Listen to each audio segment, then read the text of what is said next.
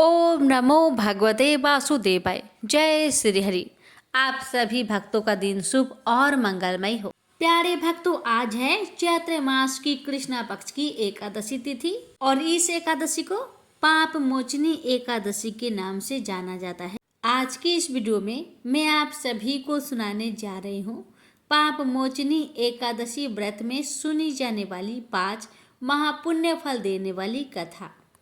प्यारे भक्तों, कथा की शुरुआत हम करेंगे प्रथम पूज्य गणेश जी भगवान की कथा के साथ। हे गणेश जी महाराज, आपकी कथा कहने वाले, सुनने वाले, हुक्कार भरने वाले सभी भक्तों पर अपनी कृपा सदा बनाए रखना।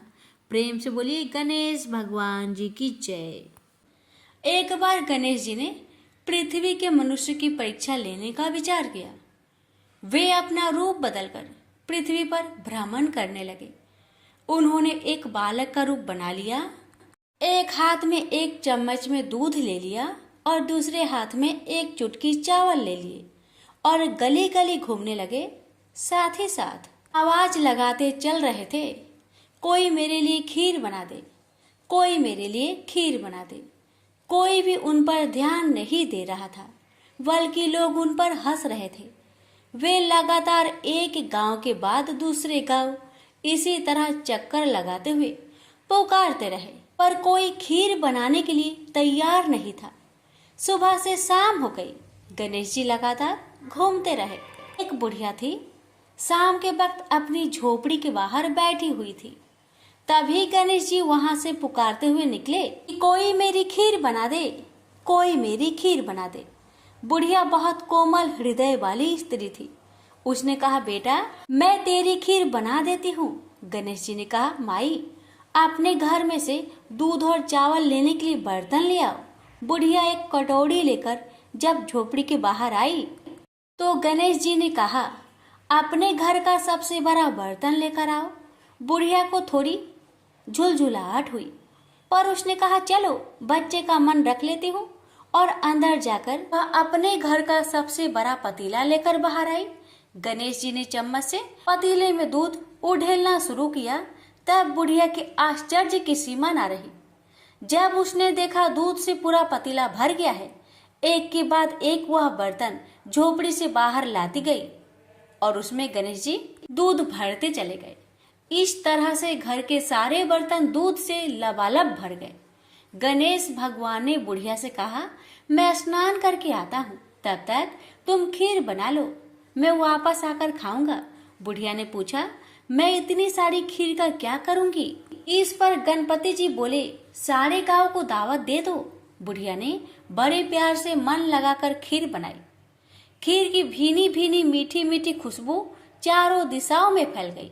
खीर बनाने के बाद वह हर घर में जाकर खीर खाने का न्योता देने लगी। लोग उस पर हंस रहे थे। बुढ़िया के घर में खाने को दाना नहीं और यह सारे गांव को खीर खाने की दावत दे रही है। लोगों को कौतूहल हुआ और खीर की खुशबू से लोग खींचे चले आए। लो, सारा गांव बुढ़िया घर में इकट्ठा हो गया। जब बुढ़िया की बहू को दावत की बात मालूम हुई, तब वह सबसे पहले वहां पहुंच गई। उसने खीर से भरे पतीलों को जब देखा तो उसके मुंह में पानी आ गया। उसे बड़ी जोर से भूख लगी हुई थी। उसने एक कटोरी खीर निकाली और दरवाजे के पीछे बैठकर खाने को तैयार करने लगी। इसी बीच एक छींटा गिर गया और गणपति जी का भोग लग गया और वो प्रसन्न हो गए। अब पूरे गांव को खाने की दावत देकर बुढ़िया वापस अपने घर आई। उसने देखा बालक वापस आ गया था। बुढ़िया ने कहा, बेटा खीर तैयार है, भोग लगा लो। गणपति जी बोले, माँ भोग तो लग चुका है, मेरा पेट पूरी तरह से भर गया है, मैं तृप्त हूँ, अब तू खा, अपने परिवार और गांव वालों को खिला। बुढ़िया ने कहा, यह तो बहुत ज्यादा है, सबका पेट भर जाएगा, इसके बाद भी यह बच जाएगी। उस बची खीर का मैं क्या करूंगी? इस पर गणेश जी बोले, उस बची खीर को रात में अपने घर के चारों कोनों में रख देना। और बुढ़िया ने ऐसा ही किया। जब सारा गांव जी भरकर खा चुका, तभी ढेर सारी खीर बच गई। उसने उसके पत्र को अपने घर के चारों तरफ रख दिया। वहां उठकर उसने क्या देखा? पतीले में खीर के स्थान पर हीरे, जवाहरात और मोती भर गए हैं। वह बहुत खुश हुई। उसकी सारी दरिद्रता दूर हो गई। वह आराम से रहने लगी। उसने गणपति जी का एक भव्य मंदिर बनवाया और साथ में एक बड़ा सा तालाब भी खुदवाया।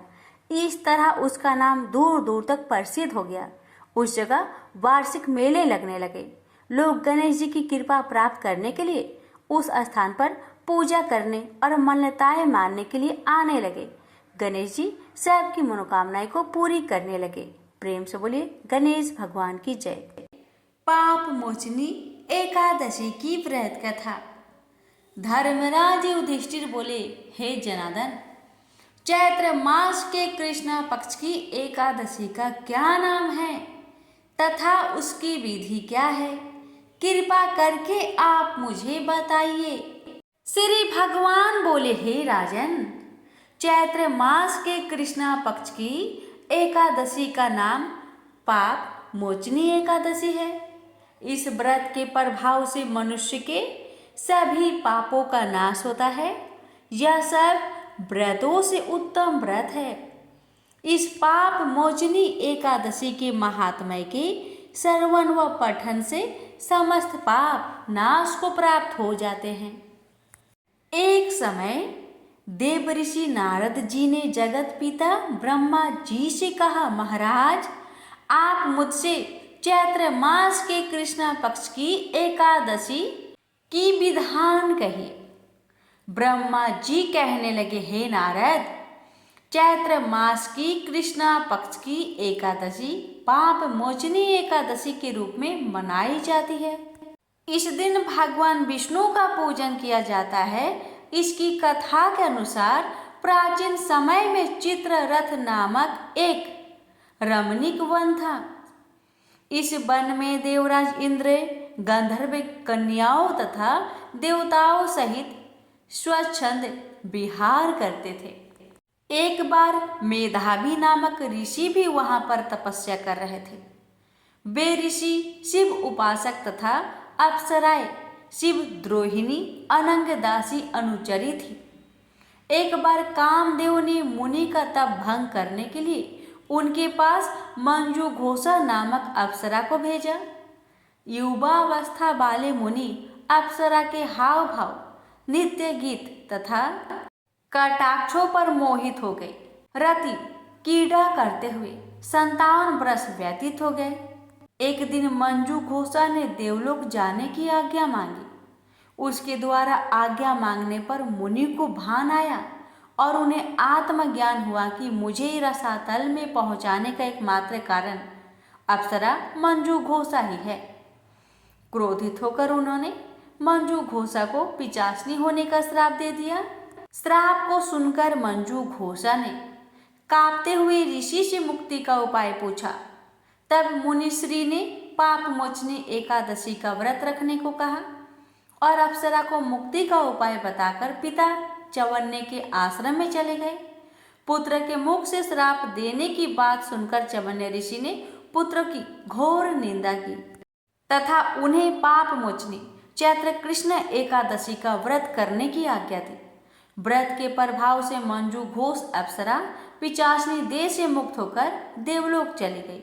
अतः हे नारद, जो कोई मनुष्य विधि पूर्वक इस व्रत को करेगा उसके सारे पापों की मुक्ति होना निश्चित है। और जो कोई इस व्रत के महात्म्य को पढ़ता और सुनता है उसे सारे संकटों से मुक्ति मिल जाती है। प्रेम से बोलिए लक्ष्मीपति विष्णु भगवान जी की जय। एकादशी माता की कथा। एक बार एक राज्य में एक राजा रहा करता था।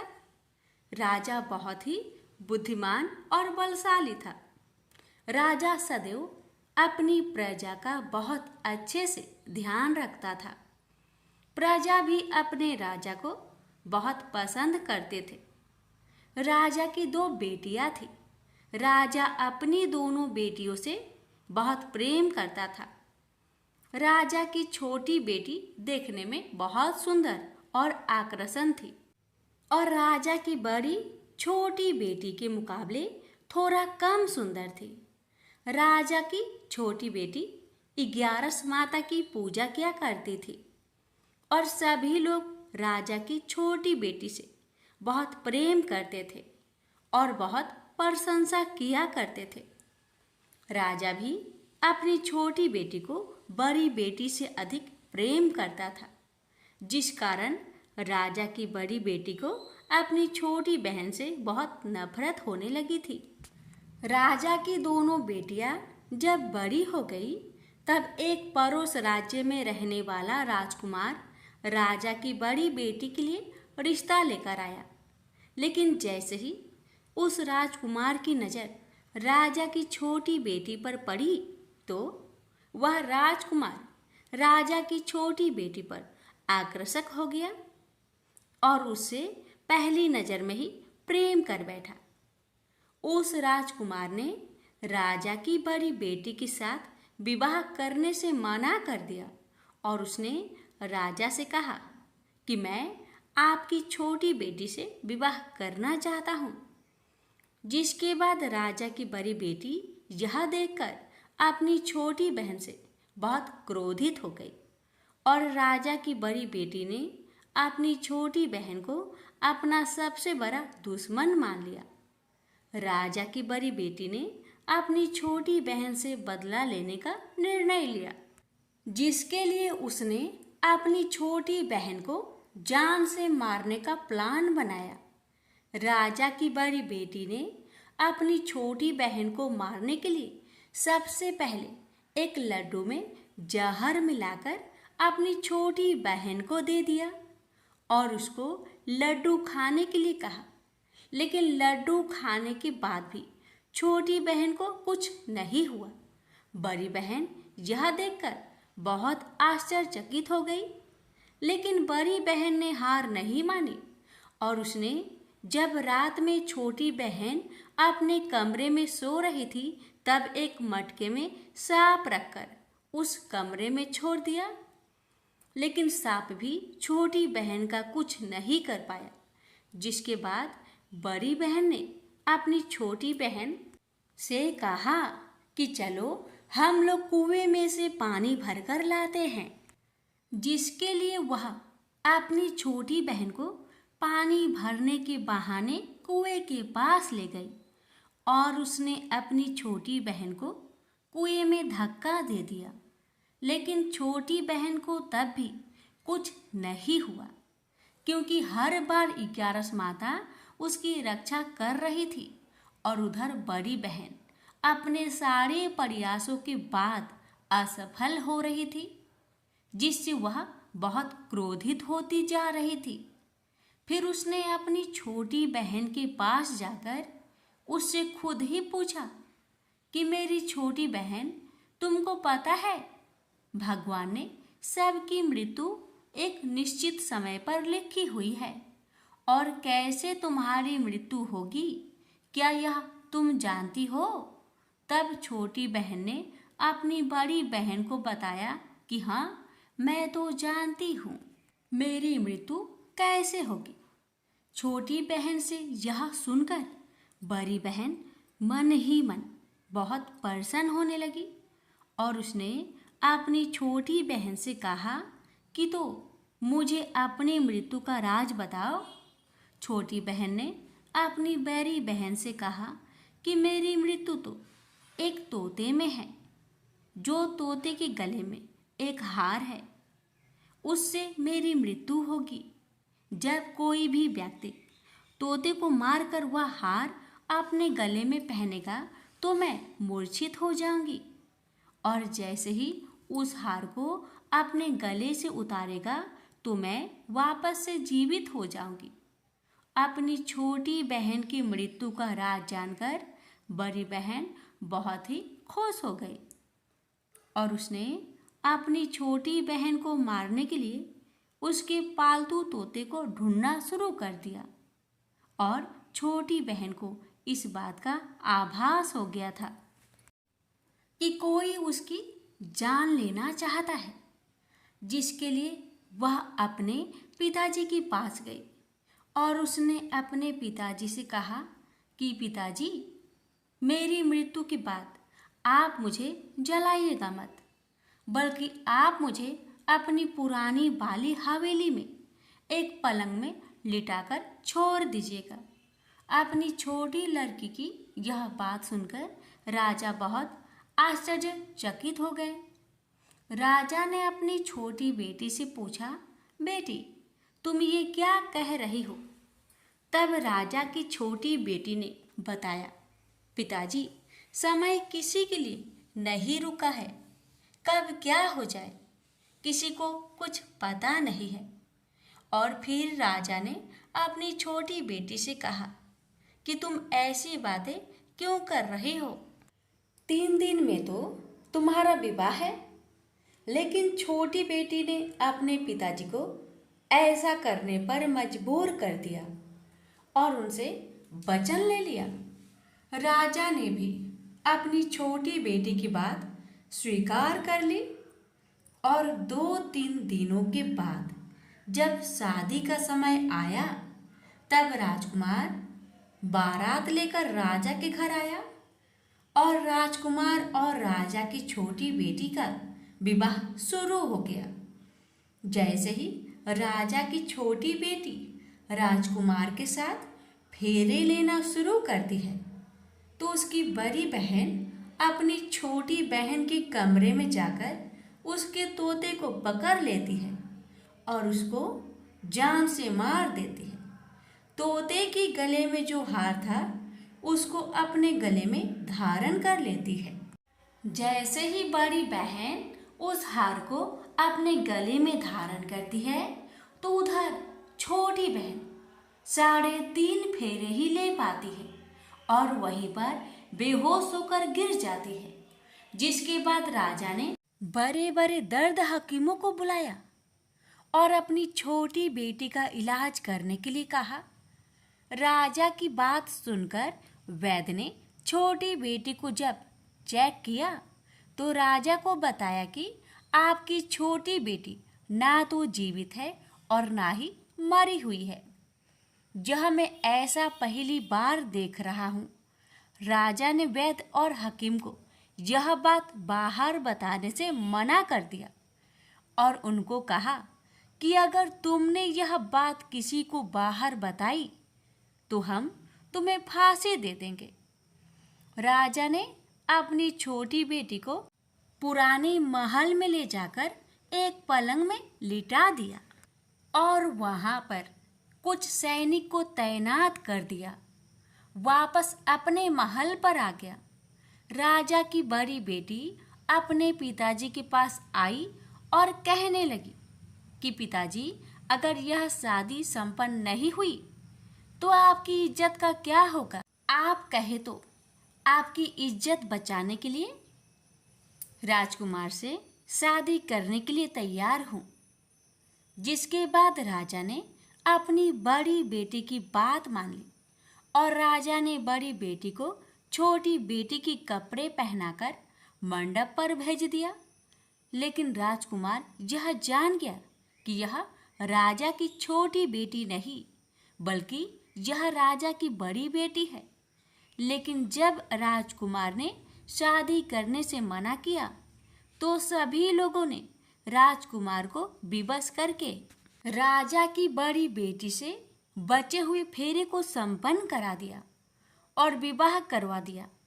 जिसके बाद राजकुमार राजा की बड़ी बेटी को अपने महल ले गया।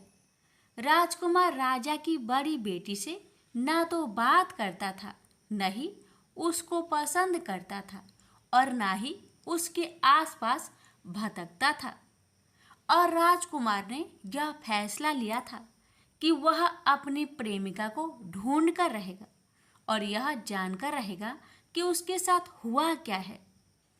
एक दिन राजकुमार अपने घोड़े पर सवार होकर राजा के पुराने महल के पास पहुंच गया, जहां पर उसने कुछ सैनिकों को देखा। महल के पास पहुंचकर राजकुमार ने जब महल को ध्यान से देखा तो वह समझ गया कि यह तो हमारे ससुर जी का महल है। तब राजकुमार ने सैनिकों से पूछा, तुम लोग यहाँ क्या कर रहे हो और इस महल के अंदर उस पलंग में कौन लेटा है। जिसके बाद सैनिकों ने बताया कि जहाँ पर राजा की छोटी बेटी लेटी है। यह सुनकर राजकुमार बहुत प्रसन्न हो गया और वह तुरंत अपनी प्रेमिका के पास पहुंच गया और उसकी सेवा करने लगा। जैसे ही रात हुई तो राजा की छोटी बेटी उठकर खड़ी हो गई। राजकुमार यह देखकर बहुत खुश हो गया और उसने अपनी प्रेमिका से पूछा कि तुम यहाँ क्या कर रही हो? तुम मेरे साथ मेरे घर चलो। राजा की छोटी बेटी ने राजकुमार को सारी बातें बता दी कि मेरी जान एक तोते में बसी थी और मैंने यह बात सिर्फ अपनी बड़ी बहन को बताया था और मुझे पता है कि उसने ही मुझे मारने का प्रयास की है। उसके पास एक हार है जिसको वह सुबह पहन लेती है और रात को उतार देती है। जब तक वह हार को पहने रहती है तब तक मैं मूर्छित रहती हूँ और जैसे ही वह हार को उतार देती है तो मैं जीवित हो जाती हूँ और जब तक मेरी बड़ी बहन के पास वह हार है तब तक मैं ऐसे ही जीवित और मूर्छित होती रहूँगी। अगर मेरी बड़ी बहन के पास जो हार है वह मेरे हाथ में लग जाए तो मैं हमेशा के लिए जीवित हो जाऊंगी। राजकुमार यह बात सुनकर राजा की छोटी बेटी के पास रहने का निर्णय ले लिया और अपने बचे हुए सारे फेरे उस पलंग में लेटी राजकुमार की छोटी बेटी के साथ ले लिया और अपना विवाह पूर्ण कर लिया और वहीं पर ही रहने लगा। देखते ही देखते कुछ समय में राजा की छोटी बेटी और राजकुमार की पत्नी पेट से हो गई। एक दिन राजकुमार को किसी काम से बाहर जाना पड़ा। तब छोटी बहन के पेट में बहुत तेज दर्द होने लगा, जिसके बाद उसने 11 माता का आह्वान किया। जिसके बाद वहाँ पर 11 माता प्रकट हुई और उन्होंने अपनी भक्तों के दर्द को दूर किया और एक पुत्र की प्राप्ति करवाई। और वहीं पर अचानक से राजकुमार भी आ गया। राजकुमार ने 11 माता को देखा तो वह आश्चर्यचकित हो गया और उसने तुरंत माता को प्रणाम किया और 11 माता ने राजकुमार से कहा कि जब तुम्हारा बेटा 5 वर्ष का हो जाए तो तुम अपनी पत्नी का हार आकर इसके गले में डाल देना। और देखते ही देखते राजकुमार और राजा की छोटी बेटी का पुत्र 5 वर्ष का हो जाता है। तो राजकुमार अपने बेटे से कहता है कि बेटा, मैं कुछ काम से बाहर जा रहा हूँ, तुम अपनी माता का ध्यान रखना। और वहाँ से चला जाता है। राजा को बाहर निकलता देख बड़ी बहन के सैनिक देख लेते हैं और बड़ी बहन को जाकर सारी बातें बता देते हैं। जिसके बाद बड़ी बहन अपनी छोटी बहन के पुत्र को वहाँ से उठवा लेती है और उसको मरवा देती है। छोटी बेटी के पुत्र को 2 टुकड़े करवा देती है। पहला टुकड़ा चक्की के पास छुपा देती है और दूसरा टुकड़ा अपनी पलंग के नीचे रख देती है। अब 11 माता भिखारी का रूप लेकर आती हैं। एक भिखारी का रूप रखकर बड़ी बहन के पास चली जाती है। जिसके बाद वहाँ पर भिक्षा मांगने लगती है। बड़ी बहन अपने नौकरों से कहती है कि जाकर भिक्षा दे दो, लेकिन जैसे ही नौकर 11 माता को भिक्षा देने के लिए जाते हैं तो माता उन्हें मना कर देती है और कहती है कि मैं तुम्हारी महारानी से ही भिक्षा लूँगी। जिसके बाद बड़ी बहन स्वयं ही भिक्षा देने के लिए माता के पास आती है। तब माता एक बिल्ली का रूप लेकर उसके कमरे में चली जाती है और वहाँ पर छोटी बेटे के पुत्र को दो टुकड़ों को आपस में जोड़ देती है और उसे जीवित कर देती है और उसे वहां से ले जाती है। राजकुमार अपने बेटे को लेकर अपनी पत्नी के पास जाता है और उससे कहता है कि तुम इसका ध्यान रखना। अगर तुम इस बच्चे को अच्छे से ध्यान रखोगी तो मैं तुमसे बात करूँगा। एक दिन राजकुमार अपने बच्चे से कहता है कि तुम मम्मी से उनके गले का हार मांग लो। जिसके बाद राजकुमार का लड़का अपनी मम्मी के पास जाता है और कहता है कि मम्मी, मुझे तुम्हारा हार चाहिए जो तुमने गले में पहन रखा है। यह सुनकर पहले तो बड़ी बहन बहुत क्रोधित होती है, पर उसको यह याद आता है कि राजकुमार ने कहा था कि अगर मैं इस बच्चे का ध्यान अच्छे से रखूंगी तो वह मुझसे बात करेंगे, जिसके कारण वह हार को उस बच्चे को दे देती है और वह तुरंत हार ले जाकर अपने पिताजी को दे देता है। और तभी राजकुमार अपने बेटे को लेकर वहां से जाने लगता है और अपनी पत्नी से कहता है कि तुम हमारे लिए खाना बनाकर रखना, मैं शाम को आकर तुम्हारे साथ खाऊंगा। और वह अपने बेटे को लेकर वहां से चला जाता है। जिसके बाद वह राजा के पास जाता है और उसको सारी बातें बता देता है। राजा अपनी बड़ी बेटी की यह करतूत सुनकर बहुत क्रोधित होते हैं और अपनी परवरिश पर ही दोष देने लगते हैं और राजकुमार को अपनी छोटी बेटी के साथ रहने के लिए आदेश देते हैं। ग्यारस माता ने जैसी कृपा छोटी बेटी पर की, वैसी ही कृपा अपने सभी भक्तों पर करना, हर कष्टों को दूर करना। प्रेम से बोलिए एकादशी माता की जय। इस कथा को हर एकादशी व्रत कथा के साथ जरूर सुनना चाहिए। इससे लक्ष्मी नारायण एकादशी माता की विशेष कृपा प्राप्त होती है। प्रेम से बोलिए लक्ष्मी नारायण की जय, एकादशी माता की जय। एक बार माता लक्ष्मी भगवान विष्णु से पूछती है, हे स्वामी, तुलसी के पास दीपक जलाने का क्या महत्व है और रोज शाम को तुलसी के पास दिया क्यों जलाया जाता है? इससे मनुष्य को कौन सा फल प्राप्त होता है? तुलसी के पास दीपक जलाने की विधि क्या है तथा दीपक जलाते समय कौन से मंत्र का उच्चारण करना चाहिए? कृपया आप मुझे विस्तार से बतलाइए।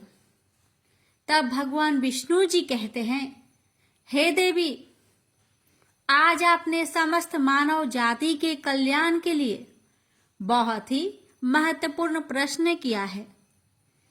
आपके इस प्रश्न का उत्तर देने से पूर्व मैं आपको एक प्राचीन कथा सुनाता हूं, जिससे आपको सभी प्रश्न के उत्तर मिल जाएंगे। इसलिए आप इस कथा को बड़े ही श्रद्धा प्रसन्नचित पूर्वक पूरा सुनिए। इस कथा को ध्यान से पूरा सुनने मात्र से ही मनुष्य को, भक्तों को 100 वर्षों तक तुलसी के पास दीपक जलाने का पुण्य प्राप्त हो जाता है। फिर माता लक्ष्मी कहती है, हे स्वामी, हे भगवान, मैं इस कथा को सुनने के लिए बड़ी उत्सुक हूं। कृपया आप इस कथा को सुनाना प्रारंभ कीजिए। तब भगवान विष्णु माता लक्ष्मी को वह कथा सुनाने लग जाते हैं कि हे देवी, पूर्व काल की बात है। दक्षिण दिशा में तुंगभद्रा नाम की एक बहुत बड़ी नदी है। इस नदी के किनारे पर हरिहरपुर नाम का एक अत्यंत सुंदर नगर बसा हुआ था। उसी नगर में काशी नाम के एक ब्राह्मण निवास करते थे। वे अत्यंत गुणवान, चरित्रवान, धर्म कार्य करने वाले तथा वेदों के मार्ग पर चलने वाले थे। उन्होंने समस्त शास्त्र का अध्ययन किया हुआ था। उस ब्राह्मण की एक पत्नी थी जिसे लोग दुराचार कहकर पुकारते थे, क्योंकि उसके कर्म ही उसके नाम के अनुसार थे। वह सदैव ही अपने पति को अपमानित करती थी।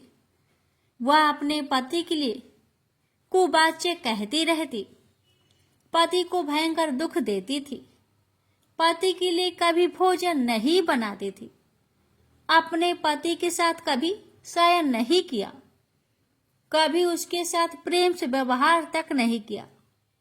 पति के मित्र, परिवार के लोग घर पर आते तो वह स्त्री उनको अपमानित करके घर से भगा देती थी और स्वयं काम भाव से उन्मत्त होकर निरंतर अन्य वैभवचारिणी स्त्रियों के साथ घूमा करती थी। उसका मन पति को छोड़कर पराये पुरुष में लगा रहता था। उसने कभी अपने पति से प्रेम से बात तक नहीं की, किंतु पराये पुरुषों के संग बैठकर बातें करती थी। पराये पुरुषों को मोहित करने के लिए बड़े ही सज धज कर गांव में घूमने जाया करती थी। कभी वह वन में किसी वृक्ष के नीचे खड़ी रहकर सुंदर पुरुषों की राह देखने लगती और किसी दुष्ट पुरुष को मोहित करके उसके संग भोग विलास किया करती थी। फिर एक दिन वह दुराचारिणी स्त्री वन में जाकर एक वृक्ष के नीचे खड़ी हो गई। उसका चित्त काम से भरा हुआ था। वह किसी सुंदर कामी पुरुष की राह देख रही थी, किंतु बहुत समय निकलने के बाद भी उस स्थान पर कोई पुरुष नहीं आया। इसलिए वह अत्यंत दुखी हो गई और प्रियतम की खोज में इधर उधर देखने लगी। उस दिन उसका सारा परिश्रम व्यर्थ हो गया। वहां पर खड़ी होकर वह नाना प्रकार की बातें कहकर विलाप करने लगी। हाय, आज तो इस मार्ग से कोई भी सुंदर पुरुष नहीं आया। अब मैं कैसे अपने काम वासना को शांत करूं? क्या करूं? आज की रात कैसे बीतेगी? यह सोचकर वह जोर जोर से रोने लगी। उस जंगल में एक भयानक बाघ निवास करता था। उस पापिनी स्त्री की आवाज सुनकर वह जाग गया और उछलकर उस स्त्री का भक्षण करने के लिए उसके पास आ गया। उस भयंकर बाघ को देखकर उस स्त्री के पसीने छूटने लगे। वह थर थर कांपने लगी। वह स्त्री कुछ करती, इतने में ही उस बाघ ने अपने पंजे से उसे घायल कर दिया और वह स्त्री जमीन पर गिर पड़ी। जमीन पर गिरते ही वह स्त्री चिल्लाते हुए बोली, अरे बाघ, तू किस लिए यहाँ पर आया है? मुझे क्यों मार रहा है? मैं यहाँ पर अपने प्रियतम को खोज रही हूँ। तू मुझे छोड़ दे। मेरा भक्षण करके तुझे क्या मिलेगा?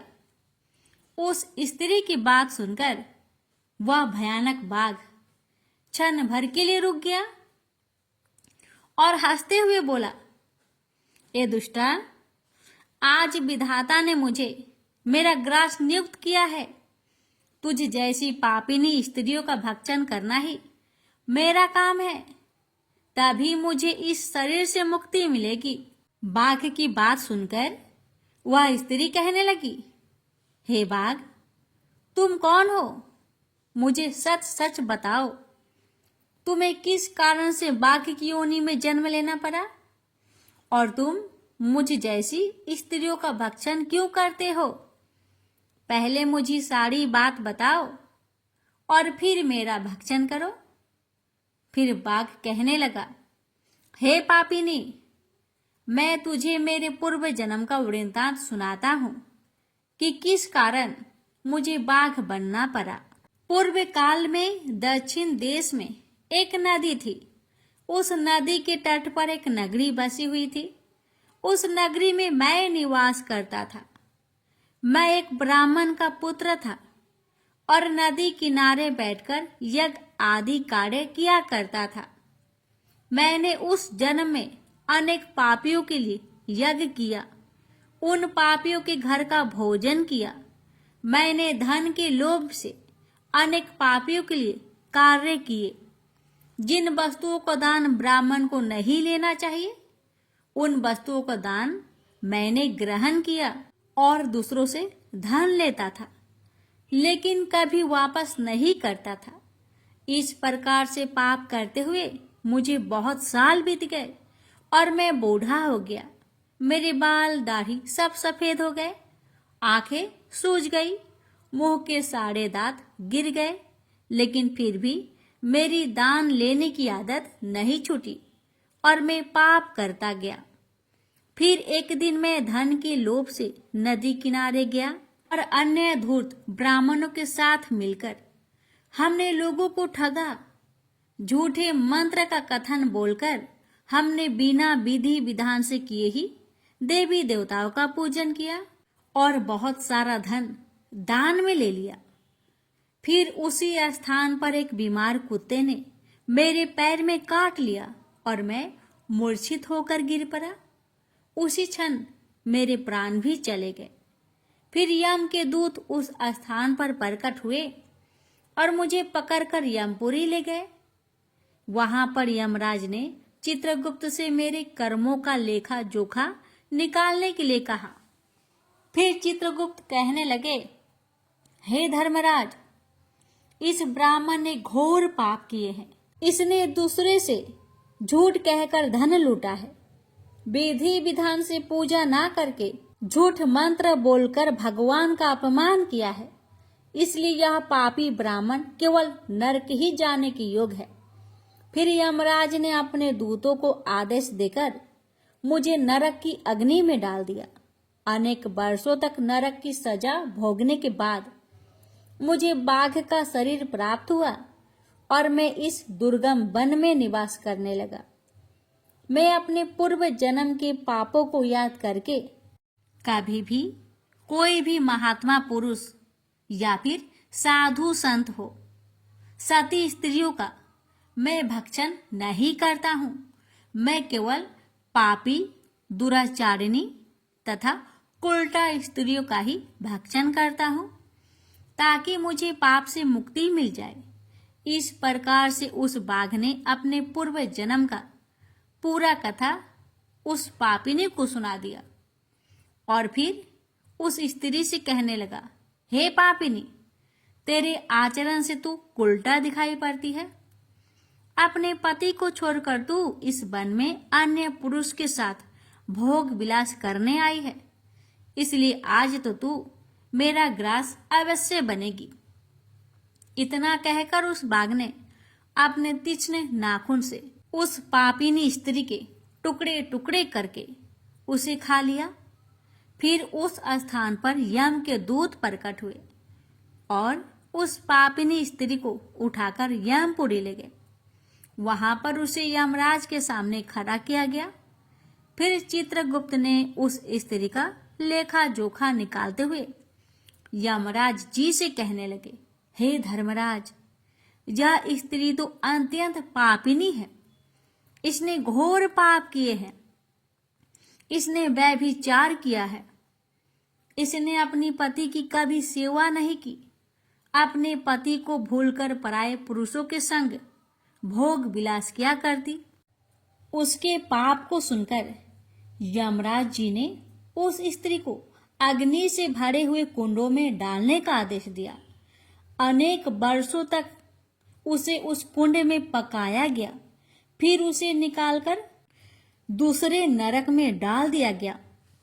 इस प्रकार से उसे अनेक वर्षों तक अलग अलग नरकों में डाला गया और नरकों में डालने के बाद वह महापापी स्त्री पुनः पृथ्वी लोक पर आकर चांडाल के रूप में उत्पन्न हुई।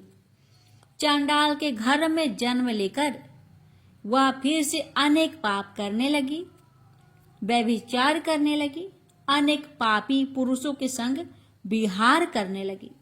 कुछ समय बाद पूर्व जन्म के पापों के कारण उसे कोढ़ का रोग हो गया और वह भयानक पीड़ा सहन करने लगी। उसका अंग अंग जलने लगा। उसके नेत्रों में पीड़ा होने लगी। इस दुख को सहन करती हुई अपना जीवन को बिता रही थी। फिर एक दिन वह तीर्थ में स्नान करने के उद्देश्य से अनंतपुरा में चली गई। वहां पर वह एक आश्रम के बाहर निवास करने लगी। वहां उस आश्रम में एक तुलसी जी का पौधा था।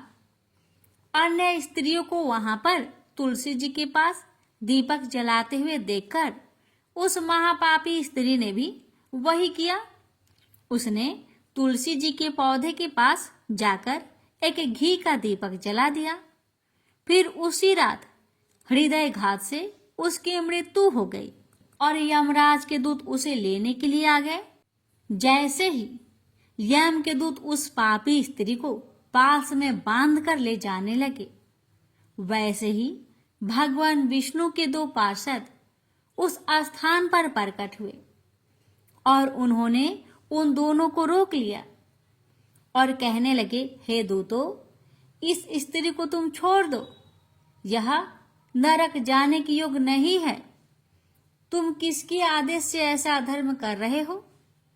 फिर यम के दूत कहने लगे, हे पार्षदों, हम यमराज के आदेश से इस पापी स्त्री को उठाकर ले जा रहे हैं, किंतु आप हमें किस कारण से रोक रहे हैं?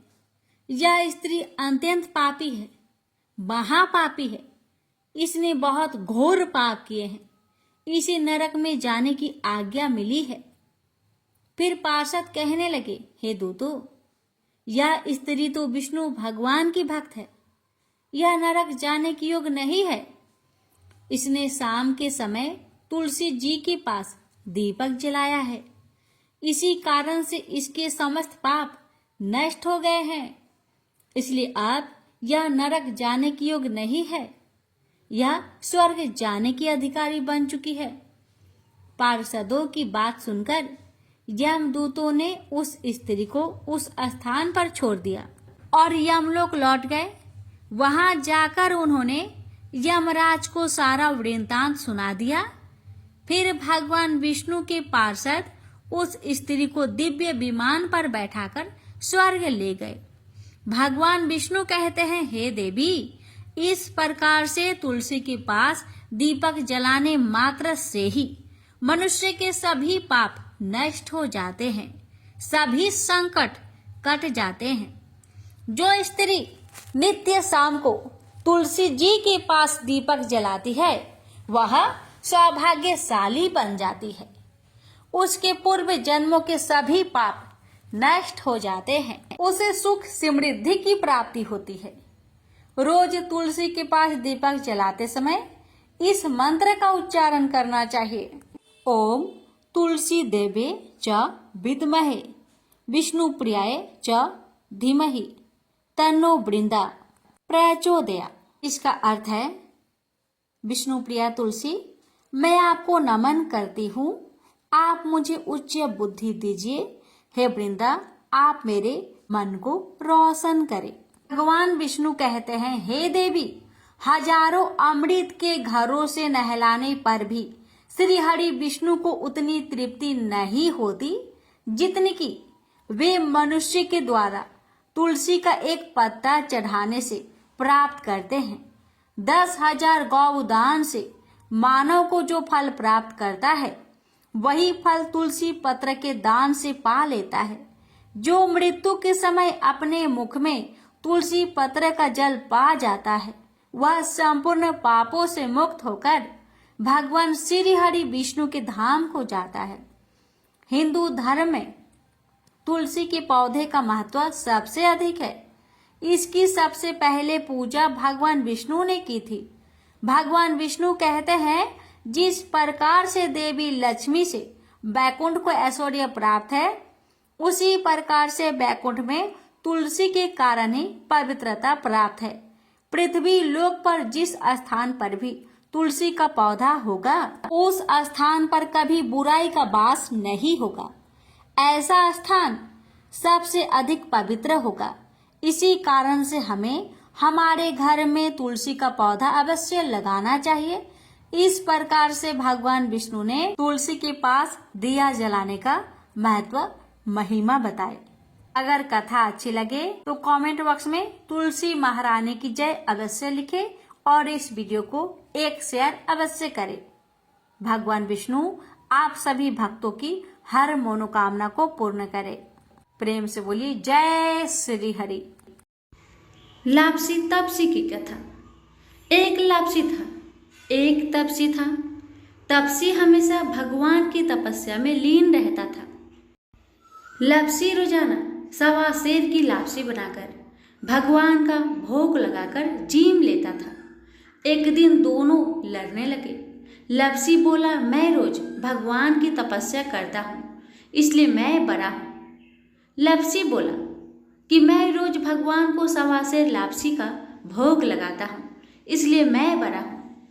नारद जी वहां से गुजर रहे थे। दोनों को लड़ता देखकर उनसे पूछा कि क्यों तुम लड़ रहे हो। लापसी ने खुद को बड़ा होने का कारण बताया और तपसी ने अपना कारण बताया। नारद जी बोले, तुम्हारा फैसला मैं कर दूंगा। दूसरे दिन लापसी और तपसी नहाकर अपनी रोज की भक्ति करने आए तो नारद जी ने छुपकर 1.25 करोड़ की एक अंगूठी उन दोनों के आगे रख दी। तपसी की नजर जब अंगूठी पर पड़ी तो उसने चुपचाप अंगूठी उठाकर अपने नीचे दबा ली। लापसी की नजर अंगूठी पर पड़ी लेकिन उसने ध्यान नहीं दिया।